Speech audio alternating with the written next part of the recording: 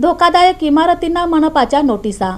श्रींच्या विसर्जन मिरवणूक मार्गावर नागरिकांच्या सुरक्षेसाठी कारवाई करण्यात येणार आहे। महापालिकेच्या मिरवणूक मार्गाची केलेल्या पाहणीत रस्ते दुरुस्ती, फांद्या छाटणे आणि वायरी केबल आदींसह धोकादायक इमारतींचाही सर्वे करण्यात आला। नगर रचना विभागाने केलेल्या पाहणीत अनेक जुन्या व जीर्ण अवस्थेतील इमारती निदर्शनास आल्या आहेत। या इमारतींच्या भिंती व छप्पर कोसळण्याची शक्यता असल्याने मिरवणुकीत कोणताही व्यत्यय येऊन भाविकांना अपघाताचा धोका निर्माण होऊ नये यासाठी ही नोटीस काढण्यात आली। नुकतेच पावसाळ्यात शहरातील 2 धोकादायक इमारती ढासळल्या आहेत। शहरातील गावठाण भागातून मोठ्या मिरवणुका निघतात। या परिसरात धोकादायक इमारती आहेत। ढोल ताशा लेझिम पथकांसह हजारो संख्येत भाविक या मार्गावरून जातात। पारंपरिक वाद्यांमुळे इमारत हादरते, तसेच पावसामुळे धोकादायक इमारती ढासळू शकते। यातून कोणतीही अनर्थ घटना घडू नये सुरक्षितेसाठीची खबरदारी म्हणून महापालिकेने ही नोटीस बजावली आहे। त्यासाठी 9 इमारतींना नोटिसा दिल्या आहेत। यातील एका इमारतीचा